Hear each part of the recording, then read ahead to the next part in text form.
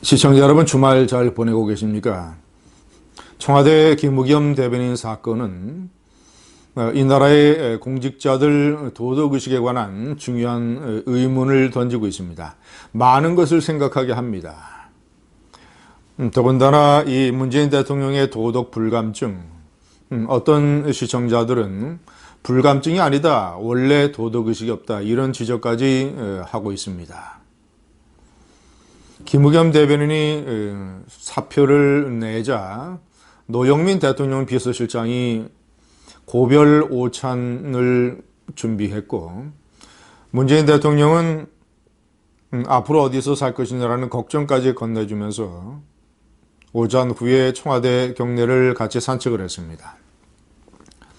국민의 공분을 일으킨 잘못을 저지른 부하에게 따끔한 질책을 하는 제스처를 하기는커녕 별거 아닌 것처럼 네가 앞으로 살 집이 걱정이다, 너의 노후가 걱정이다, 이런 식으로 동정심을 보여주는 이런 참으로 또 다른 공분을 일으키는 제스처를 했습니다.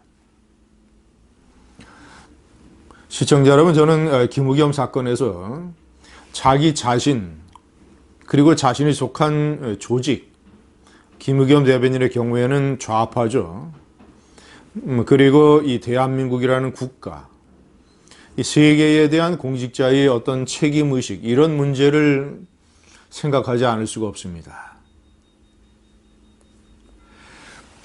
저는 노회찬 의원이 자살했을 때 저는 노회찬과 노무현이라는 동영상 칼럼을 내보낸 적이 있습니다. 그 사람들의 사고방식, 그 사람들의 이 공동체에 대한 가치관, 세계관, 북한관 또는 노동관, 이런 점에 대해서는 전혀 동의할 수가 없지만 180도 나와 대립되는 부류의 사람들이지만 그것을 떼어놓고 봤을 때 인간적으로 인간 노회찬, 인간 노무현, 그들이 자기 자신에 대한 이 인생 또는 이 조직에 대한 책임감의 무게, 이런 점에서는 나는 그 두 사람을 다르게 본다. 그 두 사람에 대해서는 다른 느낌을 가지고 있다. 이런 내용의 칼럼이었습니다. 그런 어떤 이념이나 행동 방식, 사고, 이것과 별도로 인간 노무현, 인간 노회찬. 저는 이번에도 인간 노회찬과 인간 김부겸을 비교를 해봅니다. 제가 말씀드린 세 가지, 자기 자신과 조직 그리고 국가에 대한 책임감에서 참으로 이 김부겸 대변인은 수준이 거의 천박하다고 할 정도입니다. 우선 이 김부겸 대변인은 그동안 좌파의 돌격대, 나팔수, 방패, 일종의 투사, 저격수, 이런 역할을 해왔습니다. 좌파 정권 내에 이 한겨레 신문 기자서부터 좌파 세력의 옹호자였고, 결정적으로 박근혜 이 대통령 탄핵 직전 이런 상황에서는 이 탄핵을 선동하는 기사 제1호를 써서 이 좌파 정권에게 크게 공헌을 끼친 사람입니다. 이 K스포츠 재단의 초대 이사장을 맡았던 정동춘 이사장, 그 사람은 스포츠의학의 박사 학위를 가지고 있고 운동기능회복센터라는 것을 운영을 했는데, 그것을 이 마사지 센터라고 표현을 하면서 최순실의 단골 마사지 센터장이 K스포츠 재단 이사장이 됐다라는 식으로 보도를 했습니다. 한겨레 신문 기자 시절에. 이런 자극적이고 상업적이며 옐로우 저널리즘이 탄핵 선동에 크게 기여했던 것이 사실입니다. 자, 그는 문재인 정권과의 어떤 유착 관계로 인해서 초대 대변인으로 적극 검토됐습니다만은 현직 언론인이 바로 청와대 대변인으로 오는 데에 대한 부담감을 이 정권이 느껴서 어느 정도 이 중간에 과도 기간을 둔 이후에 청와대 대변인이 됐습니다. 대변인이 된 이후에는 잘 아시는 것처럼 여러 사안과 이런 상황에 대해서 블랙리스트는 없다, 체크리스트다, 이런 거, 문재인 정부의 유전자에는 민간인 사찰이라는 것은 없다. 뭐 이런 얘기.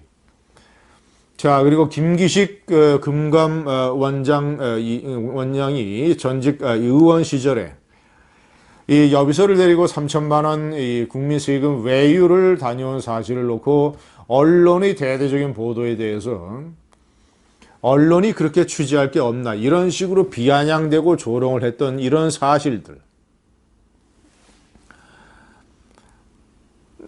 그리고 북한 이 문재인 정권 좌파 정권의 대북 정책에 대한 맹목적인 옹호, 북한에 대해서 불리한 기사를 쓰는 보수 언론에 대해서 비수의 위험성이라는 표현으로 완전히 좌파 정권의 일종의 살기를 드러낸 그런 사건들. 뭐 제가 대충 꼽아봐도 그 정도입니다. 이런 좌파의 돌격수, 좌파의 저격수, 좌파의 방패로 자기 자신이 생활을 해왔다면 그런 어떤 좌파 조직, 좌파 그룹에 의한, 왜냐 자신의 그런 활동으로 인해서 좌파는 청와대 대변인이라고 하는 높은 직책을 주었고 앞으로도 그를 공공기관의 기관장이나 높은 연봉을 받는 임원에 임명할지 모르기 때문입니다. 그러면 자기가 몸담았던 좌파 조직에 대한 책임감이 있어야 될 것입니다. 그리고 자기 자신의 한겨레 신문기자로서 언론인으로 생활을 해왔던 것에 대한 어떤 책임감.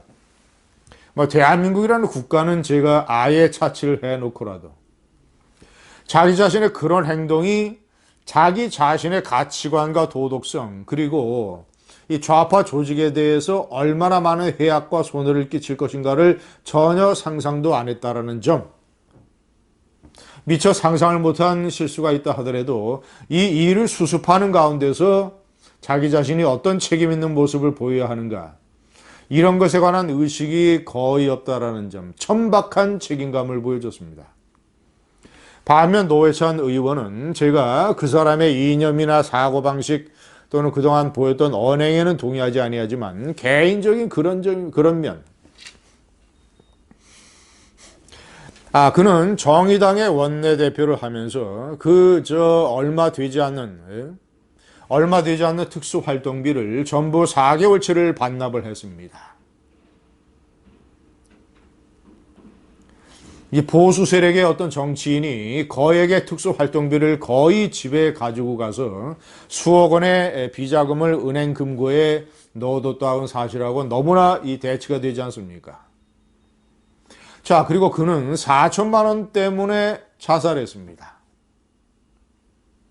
그가 자살한 이유는 노무현이 자살한 이유와 거의 비슷합니다. 자기 자신의 도덕성이 무너져 내리는, 자기 자신의 가치관이 무너져 내려서 아무것도 할 수 없는 상황을 견딜 수 없는 책임감. 그리고 자기 자신의 행동으로 인해서 이 좌파, 정의당이라고 하는 조직에 끼쳤던 해악과 손해.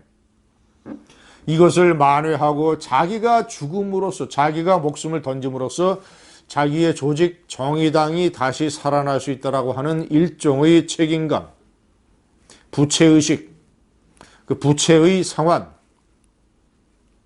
너무나도 충격적인 방법으로 부채를 상환한 것. 노무현 대통령도 개인적으로는 자기 자신의 도덕성이 무너져 내려서 아무것도 할 수 없다. 글을 쓸 수도 책을 읽을 수도 없다. 이런 상황을 견디지 못하는 도덕감의 무게, 나름대로의. 그리고 자기의 직접적인 소행은 아니지만 자기의 부인과 아들 그리고 조카 사위가 거액의 불법 자금을 받은 이 사실을 나중에 알고 충격에 빠져서 아무것도 못하고 부인과 부부싸움을 하고 그런 어떤 멘붕의 세월이 지속이 되다가 완전히 공황 상태, 자폐 상태에서 부엉이 바위에서 몸을 던진 것입니다. 노회찬 노무현에 비해서 이 김의겸이는 물러나는 순간에도 희죽희죽거리고 만약에 언론이 보도한 대로 시세 차익이 발생을 하면 크게 한번 쏘겠다라고 얘기를 하고 아무리 농담이라 하더라도 많은 국민의 공분이 하늘을 찌르는데 국민을 무시하는 저런 태도. 시청자 여러분, 노회찬 전 의원이 2012년 진보신당의 대표로 취임하면서 얘기했던 6411번 버스를 아시나요? 라는 글을 기억하십니까?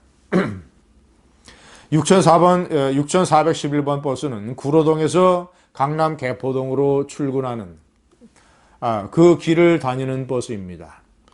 지하철이 채 다니지 않을 때 새벽 3시서부터 구로동이나 그 인근 지역에 살면서 강남 개포동이나 강남 지역에서 일을 하기 위해서 출근하는 노동자들, 청소부 또는 경비 또는 일반 노동자, 허드렛 일을 하는 사람들, 이런 사람들이 타는 버스를 얘기를 하면서 한 달에 월급 85만 원을 받는 이런 사람들의 아픔을 잊지 않고 이런 사람들이 보다 더 공정하게 대우받고 보다 더 행복하게 살 수 있는 나라를 만들자.